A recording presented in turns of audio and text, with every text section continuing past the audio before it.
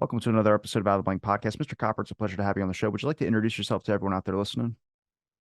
Sure. My name is Jeff Copper. I'm a ADHD and attention coach. I think attention coach is a better reference to what I do because I actually coach people's attention. I specialize in people that have ADHD.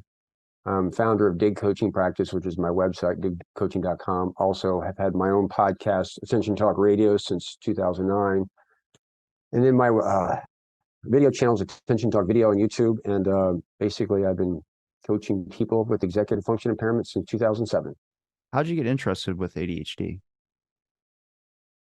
It's really it's a 2-hour story, but to synthesize it, I was diagnosed with dyslexia at age 9 in 1972, and struggled with it extensively.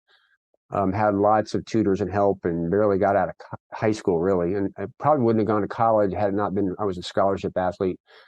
Got to college and had to figure it out on my own. And I departed from what everybody was telling me I was supposed to do and just kind of paid attention to own self-observation and tried to figure out what worked for me.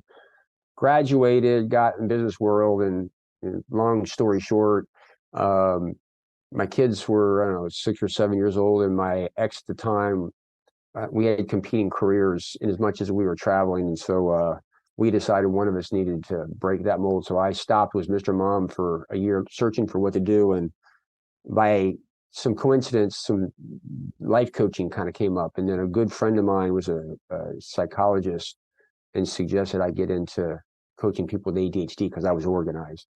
So I took a look at it. I thought, wow, this is pretty cool because it's like life coaching, but there's more of an impairment. And there's more of a reason to do that. And so I went through 2 life coaching schools. One's Coaches Training Institute, which is just regular life coaching, and the ADD Coach Academy, which is more geared for people with ADHD. And I got into this. The idea is when I was Mr. Mom, I was more entrepreneurial. I wanted a business that I could kind of scale as my kids grew out of the house, which is basically what happened. And when I started, ADHD coaching was really a hobby more than anything else, but now it's a profession. I've been doing it full time, and I love it. I think that my success in this area has come because of my own challenges. And most people would think as a coach, I got all the answers for people. Actually, I don't. It's an incredibly creative job. I think on my YouTube channel, I've got probably 450 videos, and probably 325 of the ideas actually came from clients. I say ideas, it's just like, wow, that's kind of cool idea, and just kind of share it with them. So it's evolved. I don't go to work. I actually go to fun. Probably work a little bit too much, but that's kind of how it's evolved. The hobby turned into work, I'm guessing, because of the awareness of ADHD now that's actually being accepted. It seemed like over like maybe 8 years, 9 years, it started to get more accepted, more research, and people started kind of taking it more seriously as an actual disorder rather than before, where people used to tell me all the time when I was a kid, oh, you'll grow out of it, or, it's just in your head. I'm like, well, that's kind of the problem. Well, I give Rick Green a lot of credit. He is a skit comedy writer and comedian by trade, and he did a documentary kind of supported by the Canadian government in 2008 called Totally ADD, or ADD and Loving It. And it was an hour-long video documentary that was done very humorously and did a lot of educating people of ADHD. It was the first thing of its kind that really wasn't from a mental health profession perspective. It was really outside, and it did a really good job of communicating stuff and do it in a video format. And so things kind of evolved from there, where we started bringing more and more. I think coaches and other people kind of got a little bit more involved. And then Jessica McCabe kind of came in 2016. She started How to ADD, which oddly enough was a repository for her to find what worked. It turned into what it is. And so through that evolution, more people have gotten into videos and animated stuff that pays more attention and educating people. And I think you had interviewed Russ Ramsey, if I'm not mistaken. I brought him on my show one time, and I asked him about the evolution of coaches, and he acknowledged it was an intervention. He said, but what coaching has brought was a business and a marketing aspect, which I didn't really think about. And so as a result, there's more and more stuff out there. It's being accepted, it's being destigmatized, and more people are actually seeking help that were more reluctant before in the past. So in the last, I'd say 6 years, 5 years, really, there's been an explosion, which really took what I do from a hobby to more of an industry, and now much more pervasive. Do you trust the social media coaches? That's kind of where I first came across like, oh, there's a lot of information on ADHD now. Because before I just never even bothered to look into it. I kind of just glossed over. But some of the social media videos, when they're putting up symptoms or certain habits that ADHD people do, I was like, wait, I thought that was my personality. And I realized it wasn't. It was actually ADHD. Some of them, I mean, some coaches are good on social media, and some of them, they kind of put like a vague kind of brush over some symptoms where I'm like, well, that isn't just exclusive to ADHD. That could be something else. So I'm curious what your thoughts are on social media. Do you think it's a Well, positive? so yeah, so uh, this is my opinion. People will, you're free to disagree with me, but anybody can call themselves an ADHD coach. Anybody, literally. And there's a lot of people that have ADHD that call themselves a coach that I find somewhat detrimental, because whatever they think works for them works for everybody. And the fact of the matter is, if I find something that works for people with ADHD and it works maybe 10% of the time, that's pretty high. Like, most of the tip, tricks, and strategy you recognize actually don't work for another reason. Um, so there's a little bit generic. So there's a lot of people out there that, in my opinion, have it and think they know what they're doing.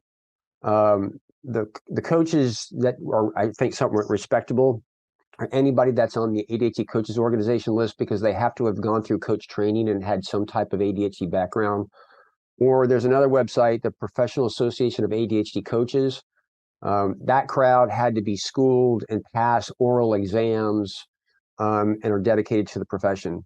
So, with that being said, there's a group of people that are highly dedicated, that are educated based off of some fundamental parameters that we've all collectively come together. They're pretty good, but there's a lot of people on social media that really aren't trained, and some of that information is dangerous. In fact, I was at an APSARD conference in January, and they did a little bit of a look at TikTok, and 52% of the information on TikTok's misinformation.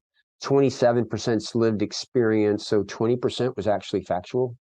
So it's seductively easy to get diagnosed on TikTok by yourself, and the problem with that is we're dealing with a condition, and it's hard to treat something if you don't really know what you're treating. And so it's a little frustrating out there, because there is a lot of information that's really sexy and designed to allure people into it. That's really kind of misinformation. But end of the day, I think we're going to talk about working memory and some other things on your program that I think will help people give some insight. So I appreciate your opportunity to come on board. And if you're out there on social media, I'd be somewhat skeptical about it unless you can vet it the person and see where their credentials are and where they come from. Well, through your years of coaching, I mean, how varying are the people's symptoms or what they're coming to you for coaching advice on when it comes to their ADHD? I mean, is a lot of it just kind of planning and scheduling things of that sort? That's not a problem really for me. I've learned to kind of use it, but there's other things like forgetfulness and emotions as well too, and then too much input.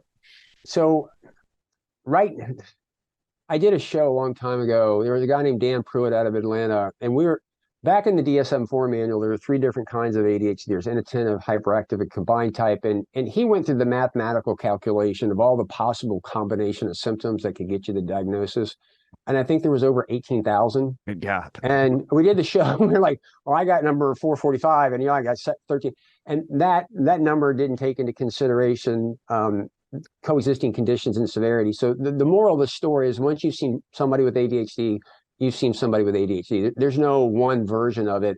I've coached like tax accountants before, and all kinds of different people. And so ADHD manifests very differently from different people, and we all have different collection of traits. And one of the dangers is we like labels, because when you label something, it's a communication tool. But the problem is, when you label something, people quit paying attention to the individual nature of it.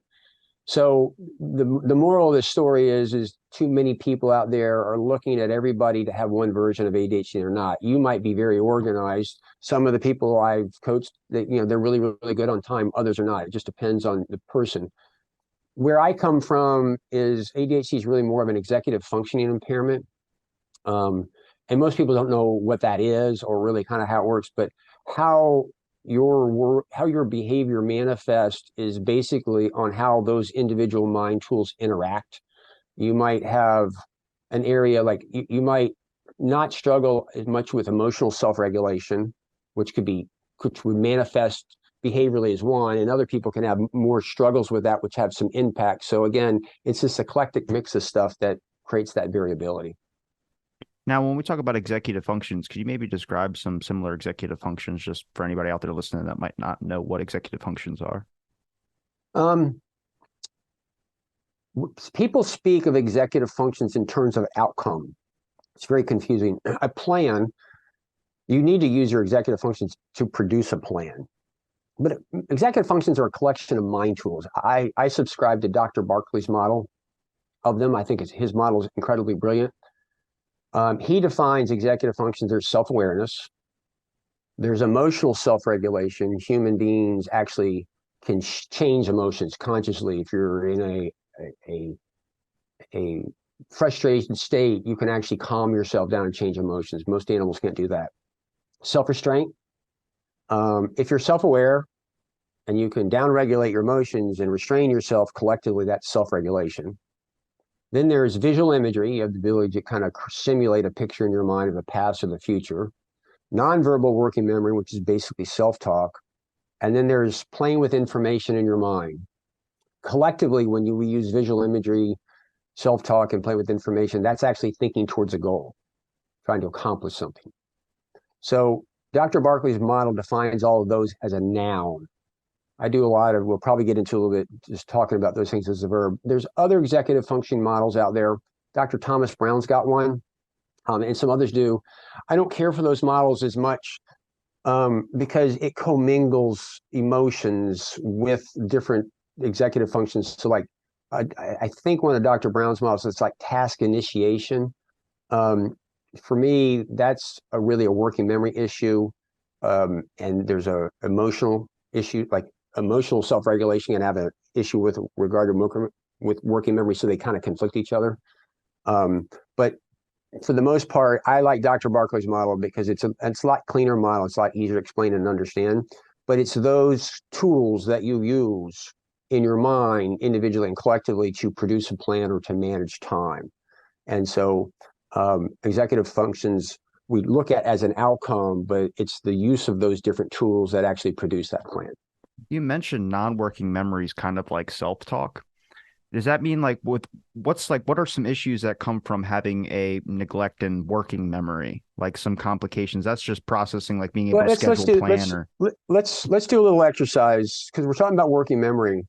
Working memory is the ability to load, retrieve, hold information, and manipulate it towards a goal. So that's all sounds kind of interesting, but sometimes it's a lot easier really to kind of experience it. So if you don't mind, let's do an attention exercise.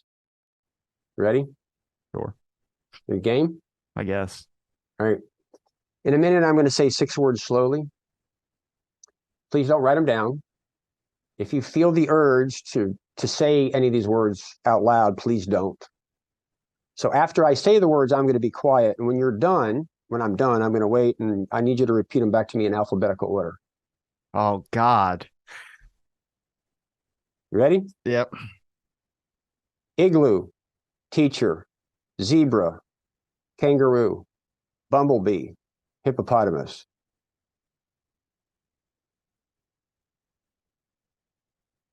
Want me to repeat them back now? In alphabetical order. Bumblebee will be the first one. Um, I forgot one of them, but I'm gonna say igloo, then hippopotamus, teacher, and then zebra. I don't remember what the other one was.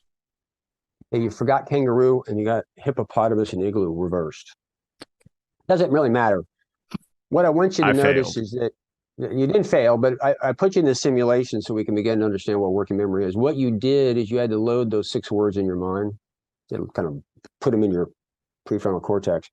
You might have retrieved a picture of each one of them, but you had to hold them and you had to reorder them, all right, without forgetting them.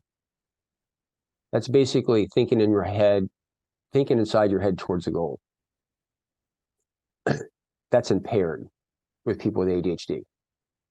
What was interesting and really fun about this exercise, if hopefully for those that are watching this, you can rewind the tape, but if you're on audio, You heard it, but when I described it, you said, "Oh my God."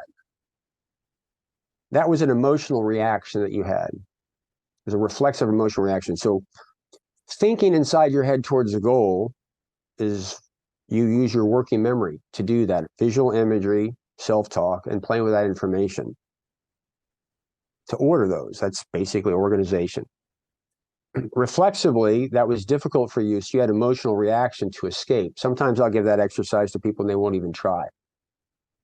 So the moral of the story is a lot of people look at ADHD as a focus problem, and it is, but it's the symptom.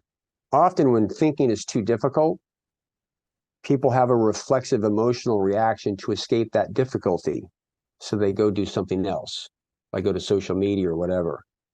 And so what I do when I'm coaching is I kind of help people understand that is if you don't make the thinking easier, you're if you make the thinking easier, there's less of an emotional reaction to just to do something else. Now, Is would that just be on tasks though that are not interested by the person with ADHD? I feel like some tasks, like I can tell you a whole bunch about the 60s and 70s and stuff I've learned through documentation and historians. Not hard thinking for me. I can just pull that out of my head. if I But yeah, but when if I it's gave you like maybe 20 words that are of interest, you're still going to have a hard time putting them together if you do it inside your head. yeah, That's just a level. So where I'm going with this is that if you would have written those words down on index cards, it would have been a piece of cake because you would not have been thinking inside your head. We would have externalized section. You just move the cards around and rewrite them. That would be easier. People with ADHD are as intelligent as anybody else. The challenge is doing inside the head. I also asked you not to repeat the words out loud because if you did, it would make it easier. And let me explain this. Play is very important for children because they're exercising their executive functions, right? Watch TV is like two tiger cubs like playing around. It looks like they're playing and they are, but what they're doing is they're learning how to stalk prey. It's a survival mechanism. So the reason I'm saying this is if you have a 3-year-old in a room playing, like they got some blocks and they're building something, it's not uncommon that the 3-year-old's talking out loud to themselves about what they're building. They're not talking to you, they're not talking to me, they're talking out loud. It's public conversation. We can eavesdrop. Developmentally, that's normal. Somewhere between age 3 and 5, though, that public conversation becomes privatized. It moves inside their head. It's still going on. It's called self-talk, nonverbal working memory. Some people with and the reason I asked you not to repeat the word out loud is because if you would have done that, it possibly would have made that little exercise a little bit easier. So if you take a look at people with ADHD, many of them talk out loud a lot. They don't know they're doing it. Nobody taught them to do it. They're just doing it instinctively. Why? Because when they talk to themselves out loud, they're rewarded with higher level of performance. But they're often doing this in front of somebody. And often they're told they talk too much. People don't realize they're not talking to you, they're thinking out loud. So in this moral of the story a little bit is to understand these are the executive functions. I gave you those 6 words to understand, put you in the experience so you can kind of get more tangibly what I'm talking about. Now I'm explaining that if you externalize it, it makes it easier. That's why people with ADHD need to listen stuff. They need to be thinking outside their head. People with ADHD often talk a lot. That's because they're thinking outside their head. This is not a tip, trick, or strategy. This is an accountability. They've instinctively done it because they're rewarded with higher level of performance.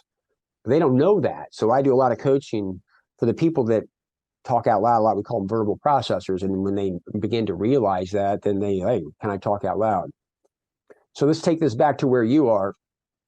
Is day in and day out, people on social media are not necessarily looking at it as an executive function impairment. They're looking at some little app that works for them, which, by the way, could work for one person, not for somebody else.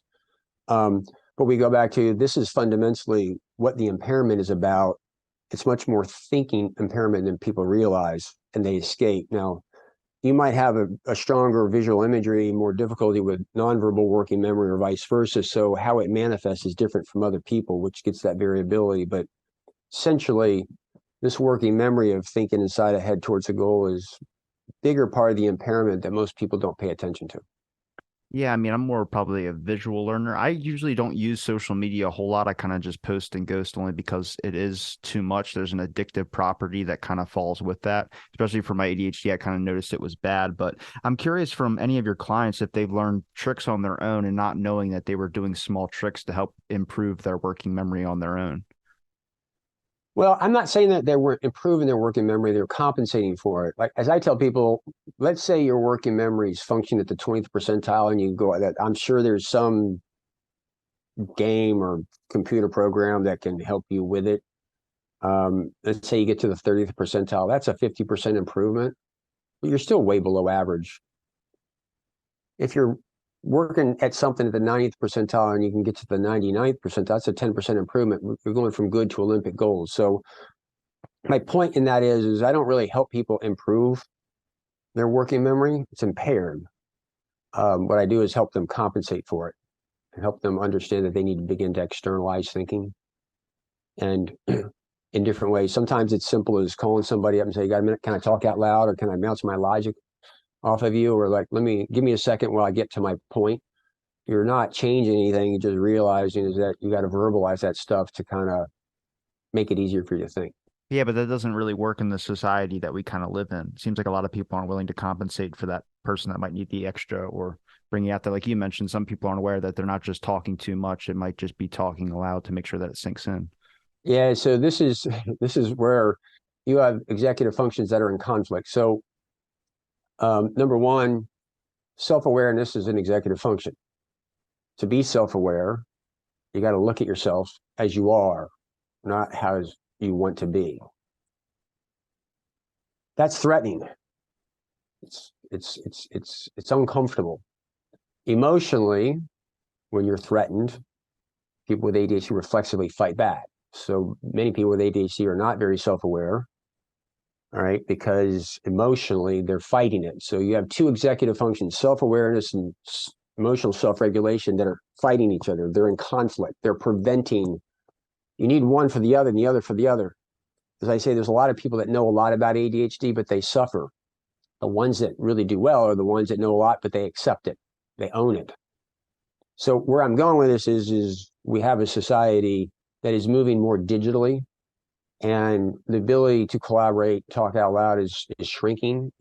It's we're told it's more uh, convenient, but convenience isn't always productive. And so people with ADHD emotionally think that they shouldn't be going out there; they should do it on their own, which is a problem. Um, Interestingly enough, as I said, ADHD more is of a thinking impairment than you imagine. So when the pandemic hit, it's kind of funny at the time. I thought I'm going to be out of job in 60 days because I thought I was expendable, but that didn't happen because my phone lit up like a Christmas tree. Everybody was sent home to think by themselves inside their head. It's impaired. And so people were like, I'm unproductive. I got motivation problems. No, you got a thinking problem because when you were in an office, you were interacting with people and and you were thinking out loud more than you know. Now there's nobody around and that's not there.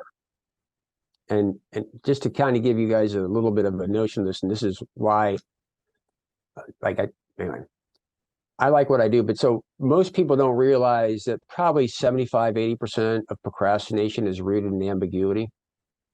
A lot of people argue with me, but if you ever take a look at something, if I got to figure this out, well, figure this out as ambiguity. Like I got to find something that's ambiguity, but I'm going to give you a simple example of how environment really is a big deal for people with ADHD. Just before the pandemic, I'm coaching a woman about talking about procrastination. I'm explaining most of it's rooted in ambiguity, and she's arguing with me. And I'm like, all right, I've been doing this for a long time, but needless to say, she was fighting it. She wasn't getting it. Then the pandemic hit. And then all of a sudden I got a text one day. Oh my God.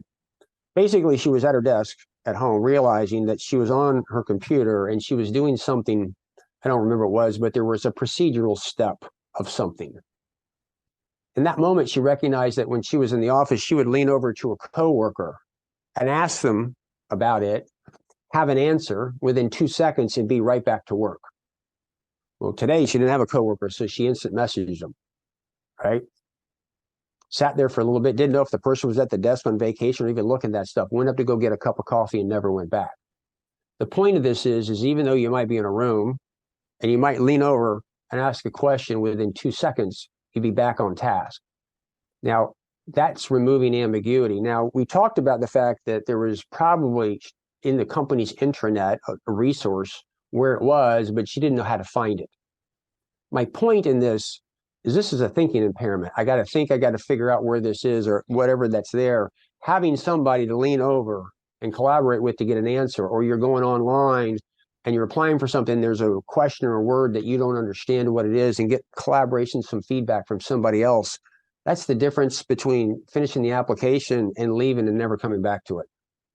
Again, I go back to these are the invisible, intangible things that people don't realize about ADHD that are the difference between success and failure.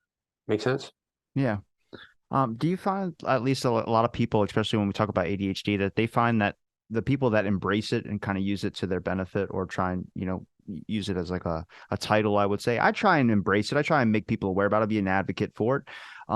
But it's just because a lot of that stuff, when you talk about having a disorder or ADHD, it feels so bad when that's said, that it makes people feel like less. Like even an impairment with working memory makes it seem like shit. My IQ must be like 10. I'm not an idiot, but there's just certain areas that I excel in and certain areas that I don't. But it seems like a lot of the classifications and what I would consider people say that being an adult, like going out and doing adult things, that's not easy because a lot of that does fall on executive function or certain working memory aspects of things that, you got to worry about bills coming later, which I think everyone needs to associate and worry about, but also planning strategies, business meetings, setting that type of stuff as well too. It's all very extremely difficult. Yeah, but the idea here really is you start off, it's a condition or impairment. There's an emotional judgment to that, right? And we make observations with our senses. And the problem with ADHD, people infer the inner working of the brain by behavior. Behavior is a symptom of cognitive behavior, right?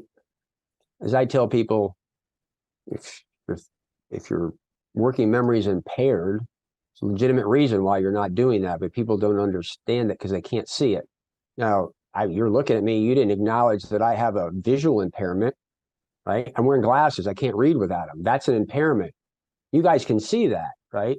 People can't see deficits in working memory because everybody judges the world through the lens of their experience.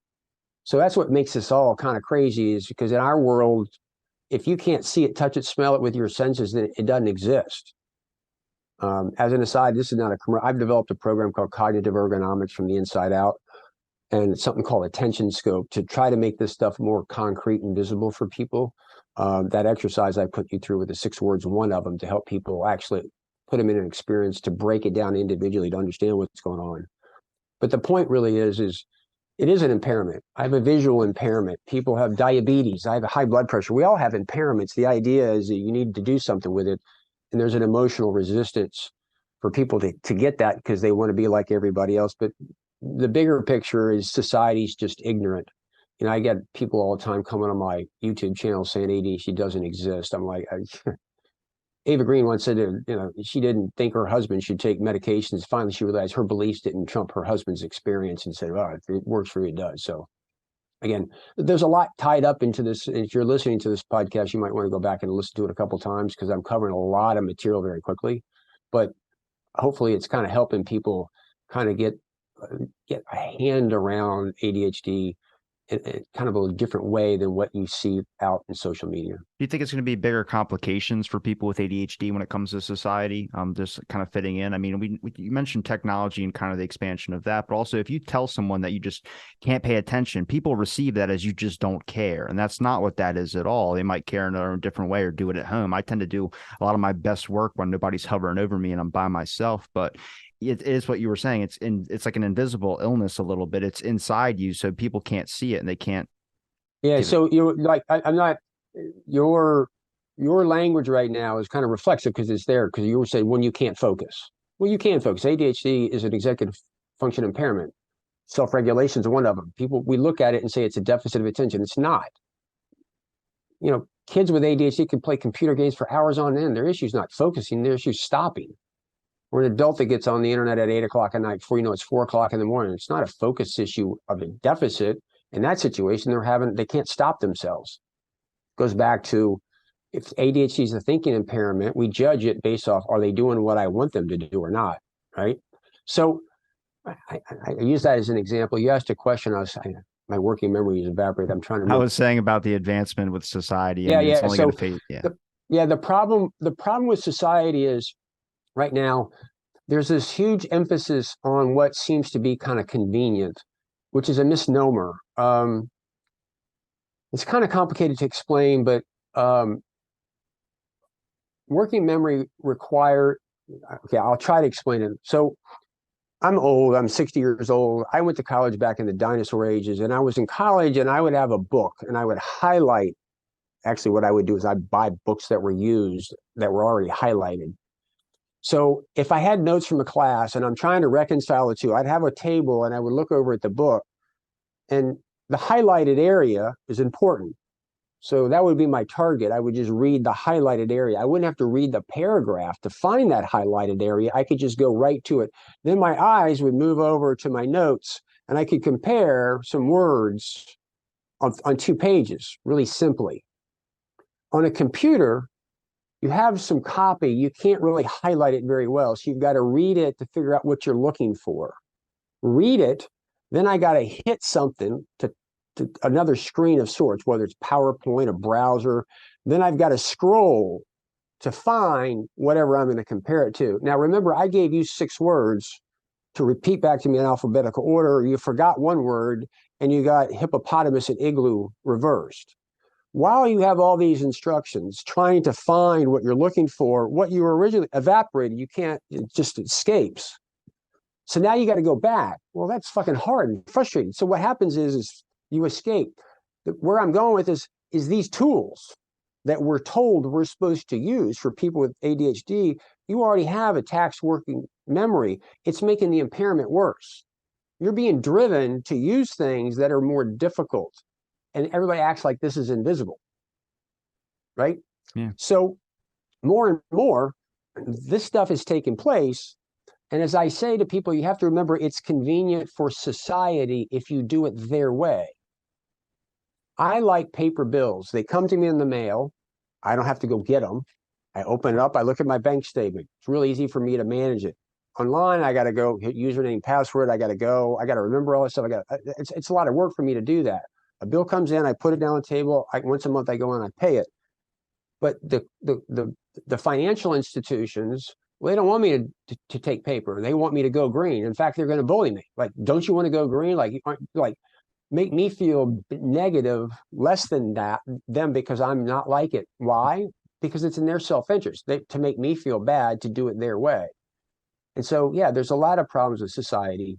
Anymore, I don't know about you. I call up tech departments and I'm speaking some idiot. They don't know. They can't interpret what's going on in their self-help section of their website, much less me. So now I got to go figure all that stuff out. I got to interpret words, but the society's making it worse because it's convenient and they're making everybody feel bad for it. And if you'll notice, not just people with ADHD are suffering, like neurotypicals are starting to suffer at the same time, but we're acting like it's not there. This is all an executive function impairment. It's all intangible, it's all invisible, and we're all acting like it's not there when it's really a big deal. And so a lot of what I do is really trying to help people know what works 100% of the time and advocate for yourself, because it's hard to advocate for yourself if you don't know for sure that it works. But we're like, when I help people know that if they talk out loud, they solve problems, then they're more confident in pushing for what they need because they know that it works. Make sense? Yeah, do you find that more people that speak out about the maybe talking out loud or something like that, when they address it to a manager or supervisor, that people are being a little bit more lenient and accepting of trying to work with that? I mean, the internet's a problem, I think, for everybody, because if you're trying to do a specific task, there's like 50,000 things on your computer that are going to distract you. And next thing you know, I'll end up forgetting what I was doing and then come back to it 2 hours later. Like, wait a minute, I realized what I was on the internet for in the first place. But I mean, you could try and categorize and label stuff like that. It's not an exact science. So, Robbie, I appreciate the opportunity to come on here. And I'm telling everybody, I'm pretty opinionated and I'm pretty strong. And you guys can disagree with me or whatever, but I think this program is a great example of I'm covering a lot of complicated material that is underlying ADHD. I mean, I think I get it at a level most people don't, but nobody's going to put the time and effort to go through the stuff that I'm talking about because whatever's on the internet's more sexy. Like, and I'll give you an example. ADHD is a thinking impairment. People online, they talk about time blindness. Like, what is time blindness? It's called we're in the 8th month already, and it feels like we just started the new year. But time is an issue of thinking. You're using your visual imagery to see the future. It's effortful. So if you've got a 1 o'clock appointment, people with ADHD, they don't think it's 1 o'clock. I got to go. Oh, take me 15 minutes to get there. Okay. Oh, then they think by the time I get my keys, my wallet, my phone, and get out and get into my car, that's going to take 5 minutes. Then when I get there, I got to park the car. I got to get the elevator, go up to the office. That's another 5 minutes. Oh, I need to leave 25 minutes in advance. That's thinking. Yeah. That's thinking. On the internet, people are talking about time blindness.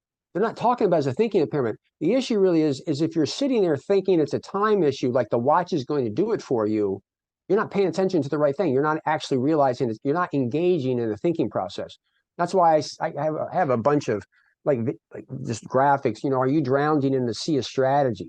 A lot of people can identify with that because there's a lot of these things out there that sound really good, but they're not addressing the root cause of what the challenge is.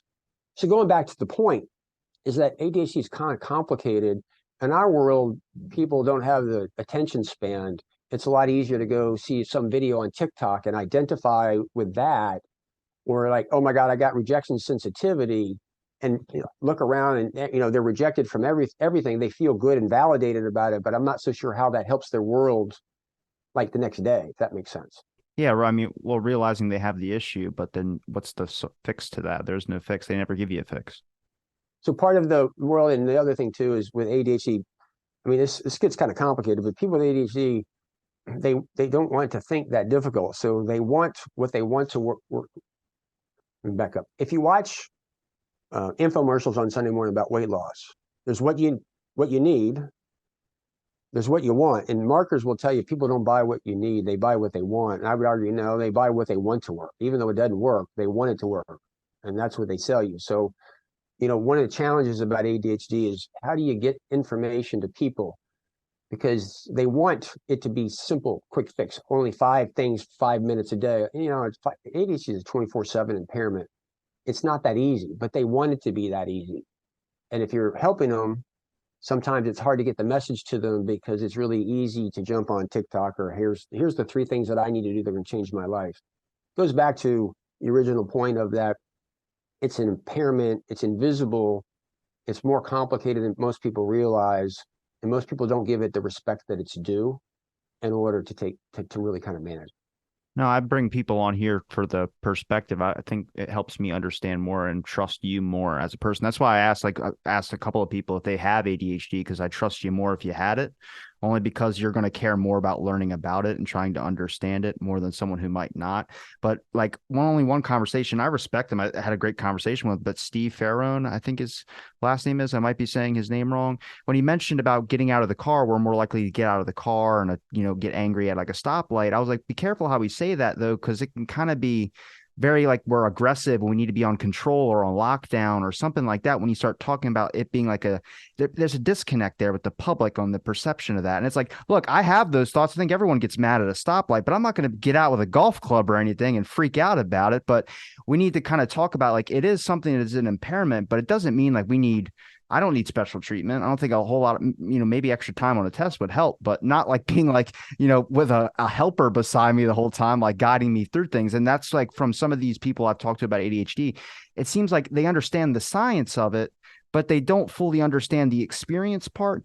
And I'm not saying you, I'm just saying past people. Yeah. So it was hard for me you brought up something really good. And so again, Robbie, I'm here to share this. I'm not saying I'm right or kind of whatever, but you gave me a great opportunity there. Is they say that they understand the science. Do they? Again, Dr. Barkley's model is incredible.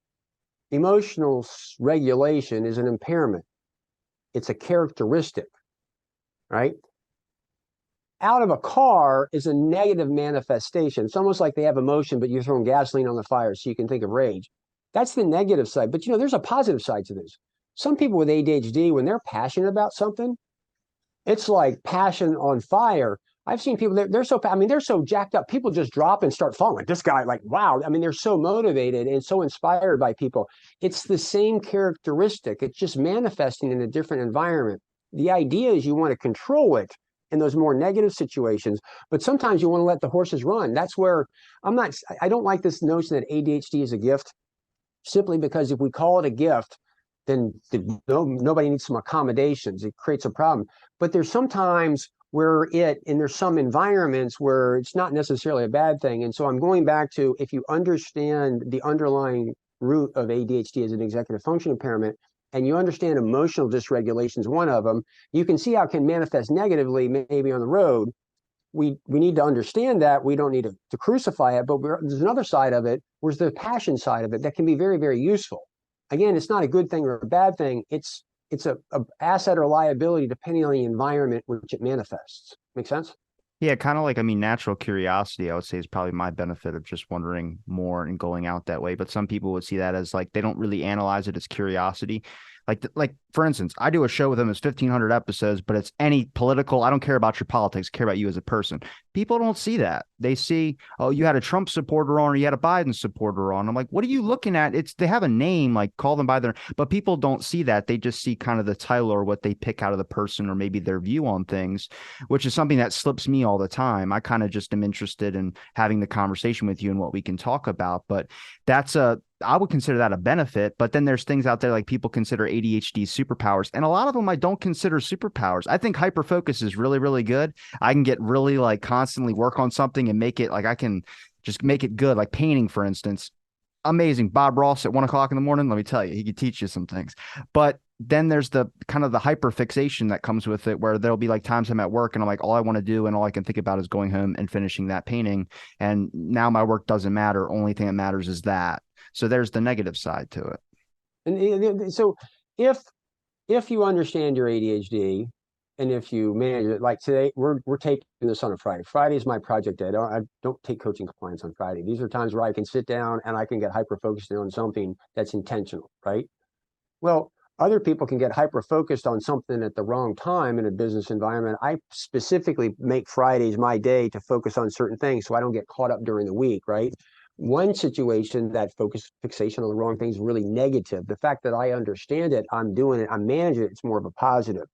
So sometimes it's how you're looking at it. And I don't like some of the blanket statements some people say, because then the people that don't know how to manage it don't understand kind of what's going on, which goes back into the theme of this conversation is there's a lot of intricacies and it's complicated and there's a lot of misinformation and misguided stuff and people are really confused about it, which is another reason I appreciate you having me on to have this conversation. Do you think, especially with a lot of this confusion that leads to kind of like, especially with people with ADHD, information overload, like burnout is a big, I probably have burnout right now. That's why I'm like a little bit kind of out there on some things, but it's just working too much. It's too much coming in. But I feel like, especially if you enter the real world and enter kind of with the problems, the stuff that comes with adulthood, that's just going to be even more difficult. And there's not really a way or set strategy to manage that. You come to anybody with questions or concerns about this type of stuff or real life issues, I'll say that's just life. You got to get over it. You know, it'll be different. And tomorrow will be different. You might be really at an all-time low, like a pillar of despair, whatever you want to say, a pit. But then the next day, everything's fine. You're fantastic. You're like, what was the nap? Is that more beneficial? But then, I mean, people in that moment, they tend to be impulsive on things. And that's kind of where the bad stuff comes out that a lot of people aren't really aware of. They kind of look at it like, oh, you're just having a bad day, get over it. And it was like, well, to them, that's experience times two. You know, it's not saying that your experience is any less. It's just saying what they are experiencing happens to be, this is it. This is everything for them. Yep.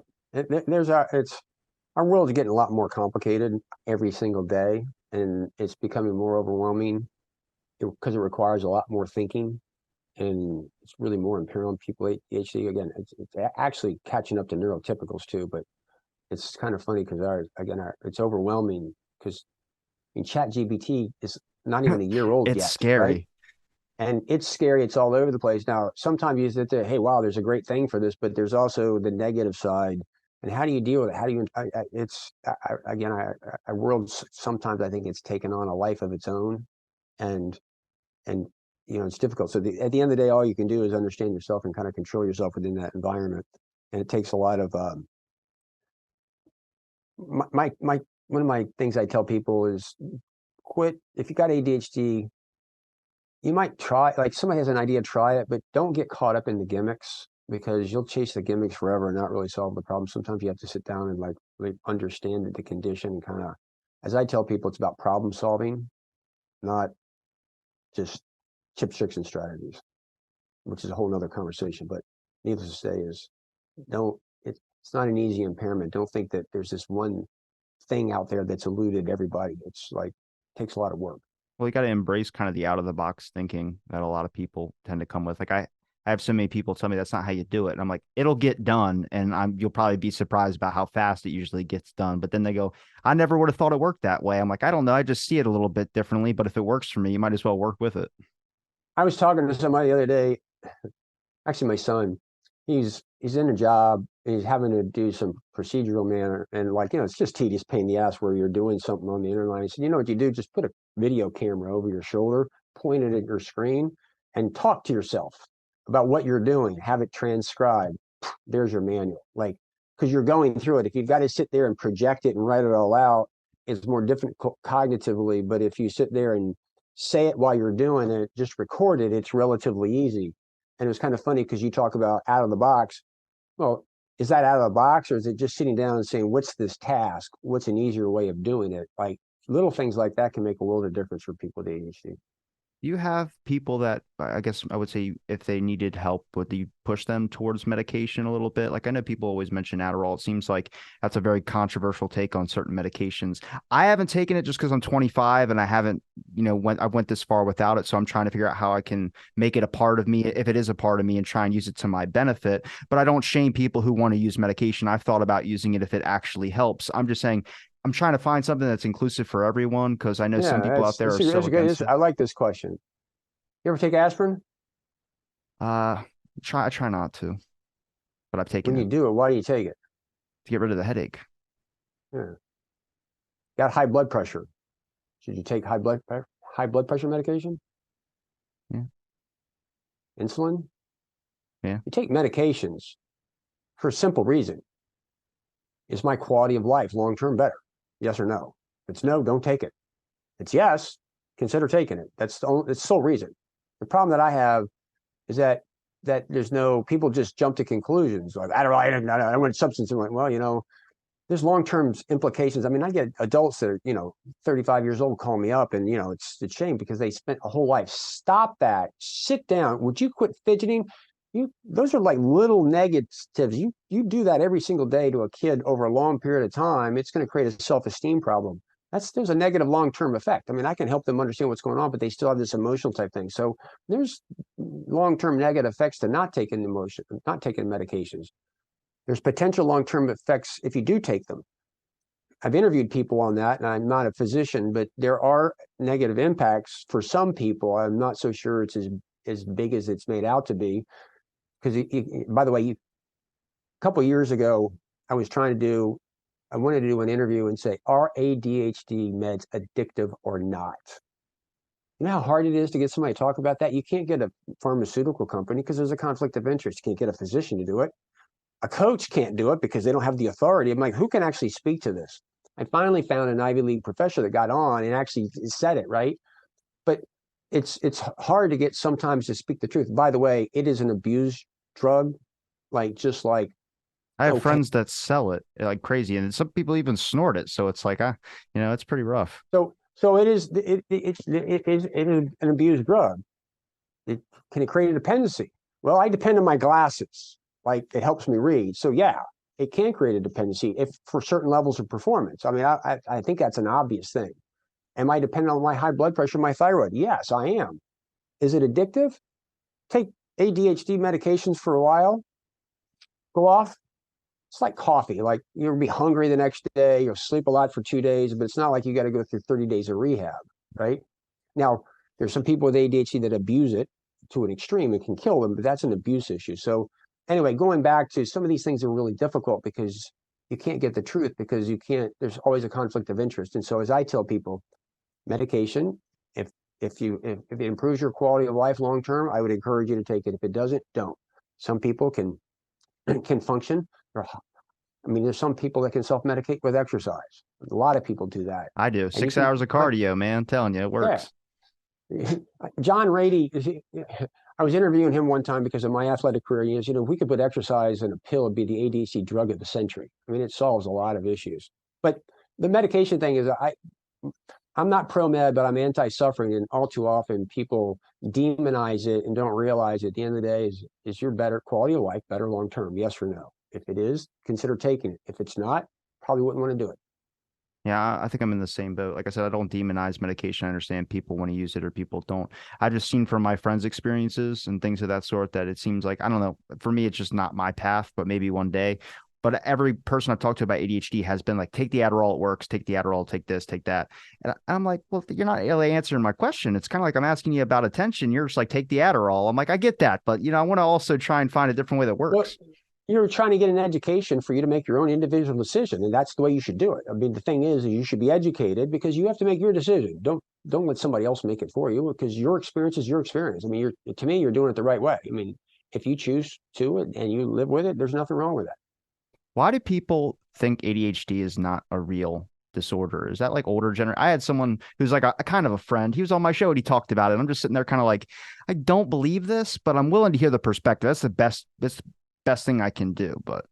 But they just say ADHD doesn't exist. So I'm like, there has to be something where it comes into just mistrust from too much medication use, No, or no, it's simple. It's intangible. okay. I can't say it. Yeah. It's like we don't.